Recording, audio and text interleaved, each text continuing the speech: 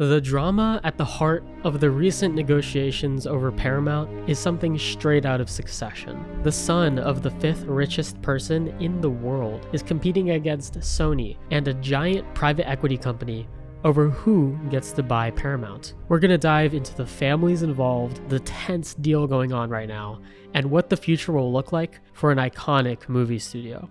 But first, why is Paramount desperately trying to get sold right now? It's one of the last original Hollywood studios left, with more than 100 years of history. But it's at the brink of bankruptcy. The reason lies at the heart of the streaming wars. The rise of Netflix in the 2010s foreshadowed a transformation that would be coming to Hollywood. Everyone knew the future was digital, but few knew exactly what it would look like. Even now, in 2024, it's hard to tell what the future of media will be, with so much technological innovation still occurring. But in 2020, at the height of content consumption during the pandemic, when Warner Brothers had HBO Max, Disney had Disney Plus, and Universal released Peacock, the entire film industry was certain that streaming was the future. They all took the Uber approach to entering a new market, capture as much market share as possible at whatever cost necessary. So all of these studios began hemorrhaging cash in the hopes that more content, more shows, more movies would draw in the type of audience that Netflix had grown. In reality, these legacy studios were ill-equipped to pull off the kind of operation Netflix was running. Netflix is a complex tech company that pioneered an algorithm that, like the YouTube algorithm, was able to understand exactly what a viewer wanted and deliver the perfect content for them. As a result, they were able to grow through a carefully curated selection of original programming and a massive library of old shows and movies. But even though none of the players in streaming besides Netflix have been able to turn a profit from their platforms, Paramount might be in the worst state of them all. Paramount Plus launched in 2021, years after their competition, and that same year, Netflix's stock cratered as they ended their first quarter ever having lost subscribers, showing investors that the streaming industry was becoming oversaturated. And now it's 2024. Paramount Plus continues to hemorrhage money. Movies don't seem like a way Paramount can get its money back, and Paramount feels a lot like Waystar Royco, the central family company in Succession. And like Succession, it looks like there's only one way out for Shari Redstone, the controlling shareholder of Paramount, and that's to get Paramount sold off to the highest bidder. So let's dive into the drama. So we talked about the decline of Paramount already, what happened over the past 20 years to result in its nearly bankruptcy, but there's a lot more drama involved right now. So I'm going to go through everything step by step to make it simple for you. So how did we get here? Right, Paramount Global's long-term debt was $14.6 billion at the end of 2023, and its debt rating was actually cut to junk status by the credit rating agency S&P Global. And there's one family at the center of this, the Redstones. Sumner Redstone died in 2020, and basically he created an empire out of his father's chain of theaters. He turned it into one of the most valuable collections of media assets in the world. And in fact, in the 2000s, it was the most valuable collection of media assets in the world. Viacom owned Paramount, but it also owned TV stations like Comedy Central, MTV, Nickelodeon, and Spike. Now, Sumner Redstone, when he got older, went a little bit crazy and appointed a CEO of Paramount who ran it into the ground. And he got paid $500 million over the course of his career to do it. So in many ways, you can think of Sumner almost like Logan Roy, but probably if he was 10 years older. Philippe Dauman is the CEO who ran Viacom from 2006 to 2016. He was a yes man for Sumner and really didn't do much else besides implement Sumner's ideas.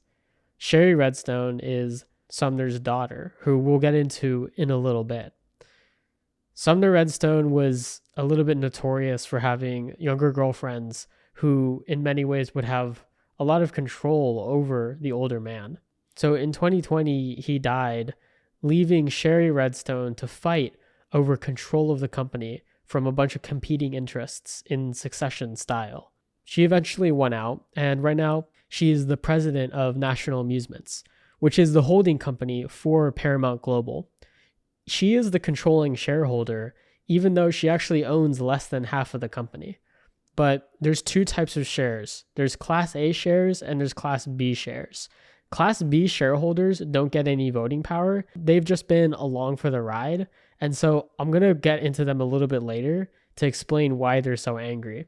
Under Sherry Redstone, Viacom was merged with CBS to turn it into Viacom CBS, which made the company about 80% cable.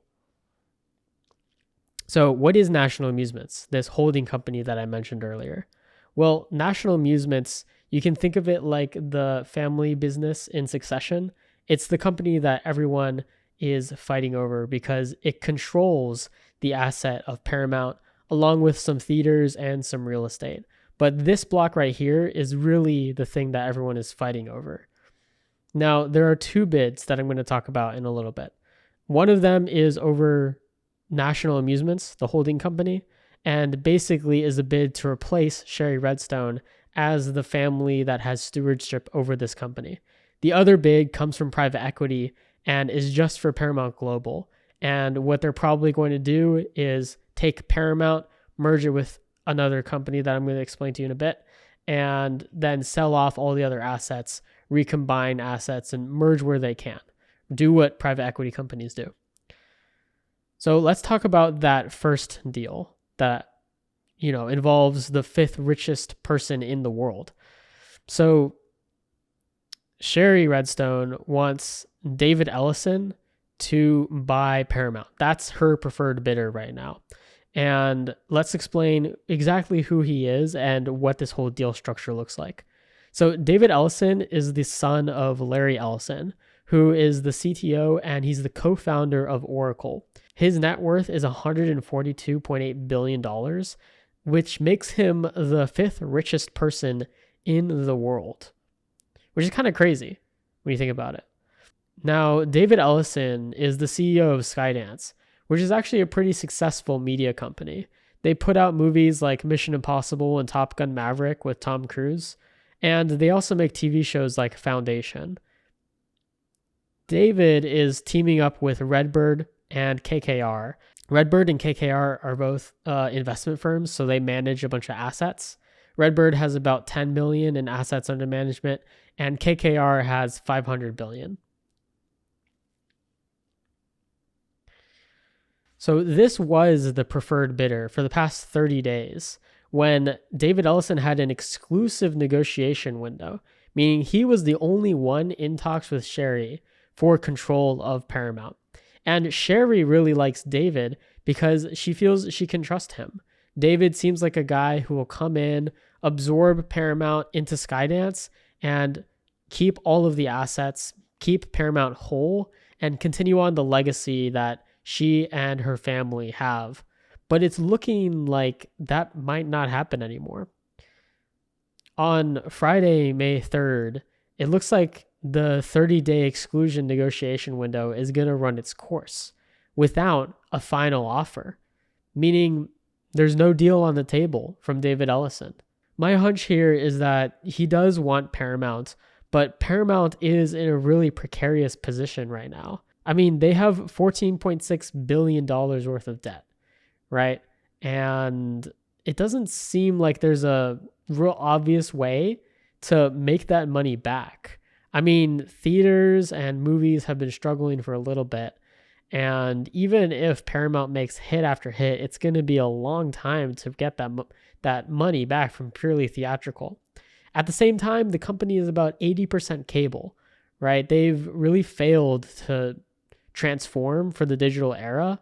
Their streaming service, Paramount Plus, it has some subscribers, but their biggest hit of a show that they made, Yellowstone, which is their biggest hit, it's not even on Paramount Plus. And a lot of these other assets aren't really worth much anymore. Showtime, for example, CBS, Nickelodeon, like MTV.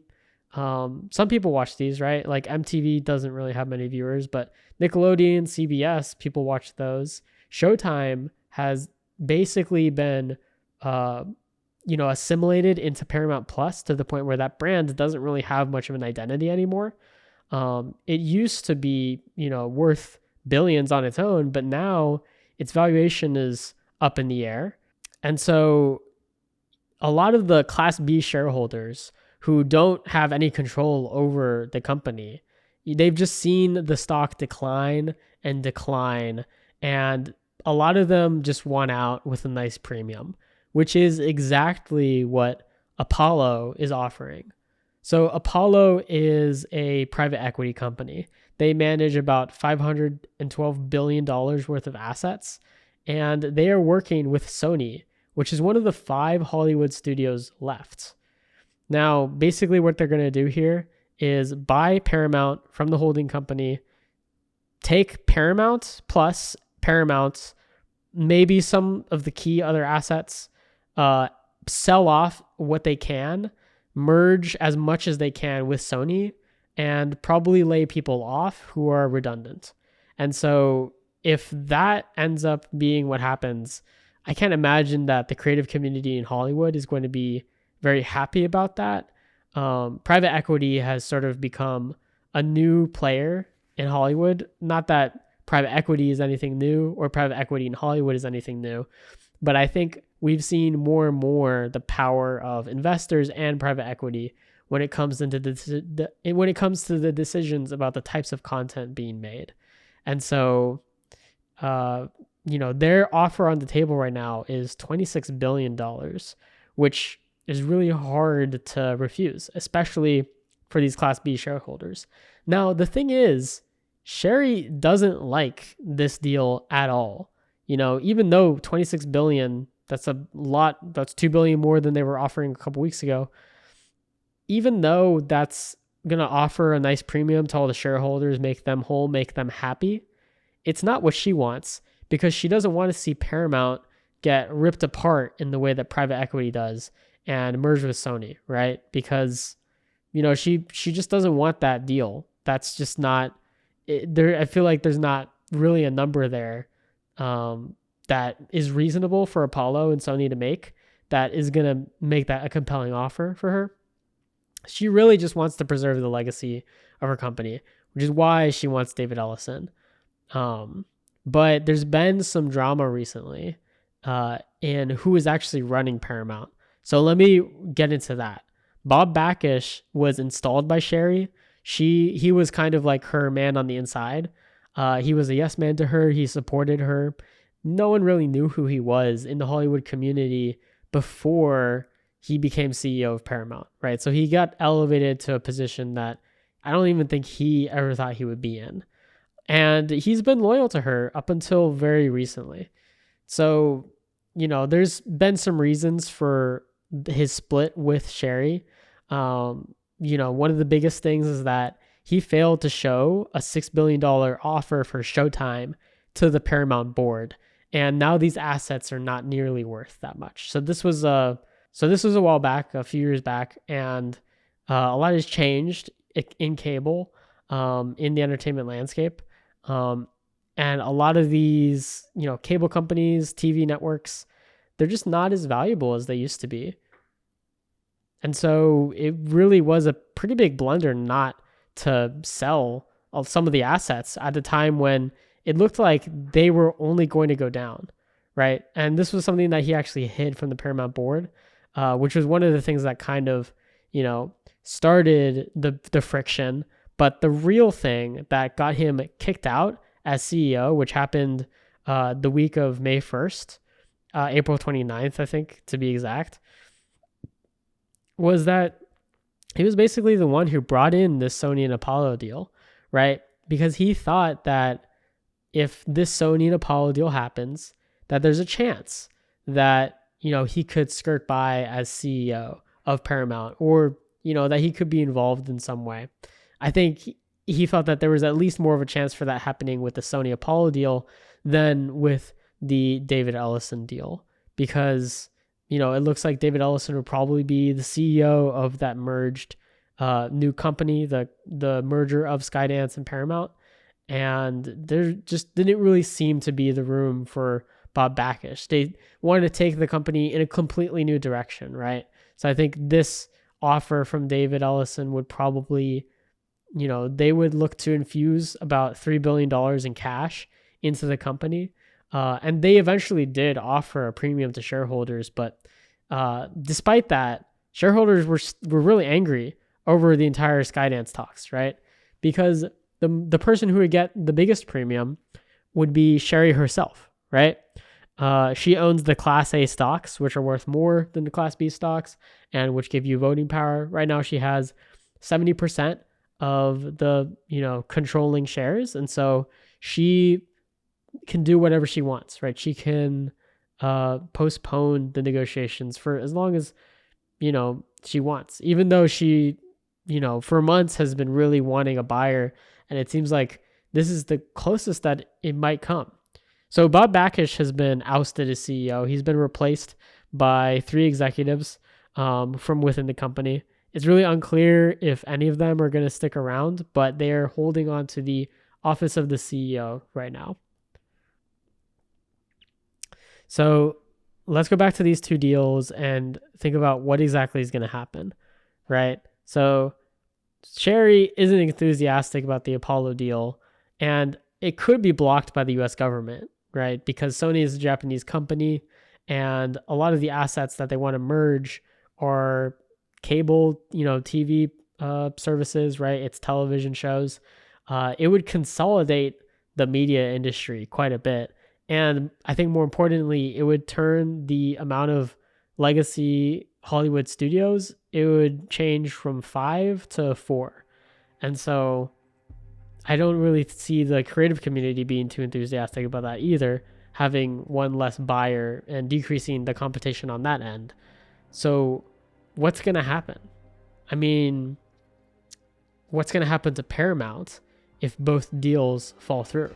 Well, right now, it looks like the Apollo and Sony deal are slightly more favored, but I think there could be a small chance that David Ellison manages to find a way to make his Skydance deal happen. The question is, at what point does it no longer become a smart move? $26 billion is a lot of money, and it'll be hard to compete with, even for one of the world's richest families. Skydance has a good thing going right now, and paying too much for Paramount could end up ruining that. So assuming Apollo and Sony are the winners, what would happen? Well, it's going to have huge implications for the future of Hollywood, which I'll get into in a bit. But first, they're going to have to go through some regulatory approval. The Federal Trade Commission has been very active in these past couple years, targeting giant tech companies like Amazon for being a monopoly, and recently banning non-compete clauses in employment agreements. Since Sony is a Japanese company and some of the assets involved are television companies, the deal could turn political, since it would decrease the number of legacy studios in Hollywood from 5 to 4. It's a serious case of media consolidation. But for Hollywood itself, the Apollo deal is a sign of a coming change. Private equity and large tech companies control more of Hollywood than ever before, and the market is saturated. Streaming has started to slow down its growth, and the box office for 2024 is probably going to be significantly lower than last year's, in large part due to the writers and actors strike that pushed production back on a ton of projects. That's why I'm so interested in this Paramount deal, because it's at the center of everything that's going on for the future of Hollywood. To be honest, based on the recent news from Friday that Sherry Redstone isn't going through with the David Ellison deal, it looks like there's a very real chance that none of the deals go through and Paramount is left with the triumvirate that is holding on to the office of the CEO. I think if that's the case, it's really hard to see how a tech innovation or some new strategy is going to turn it around, and Paramount might go bankrupt, or Sherry might have to just sell it for parts. We'll see what happens. It's a developing story and things are changing by the minute. So by the time you're seeing this, maybe something has already happened. I'm filming this on Friday, May 3rd, so we'll see. Things are changing in Hollywood, and this deal is an example of exactly how that's happening. Plus, AI has hit Hollywood, and the future of all media production is up in the air right now. Are you working in Hollywood or the film industry? Are you a media professional that wants to be prepared for the digital transformation affecting the world right now, then you'll want to sign up for my newsletter by clicking the link in the description. You'll get personalized insights from me about the latest news in Hollywood, what's happening to digital media, and the future of the entertainment industry. And as an added bonus, I'm giving away the complete system I use to make YouTube videos absolutely for free. So, what is going to happen to Hollywood? Are theaters doomed? To find out, you can check out my last video that I made all about it, which will be linked in the comments. Alright, that's it for now. See you around and make sure to subscribe for more. Peace.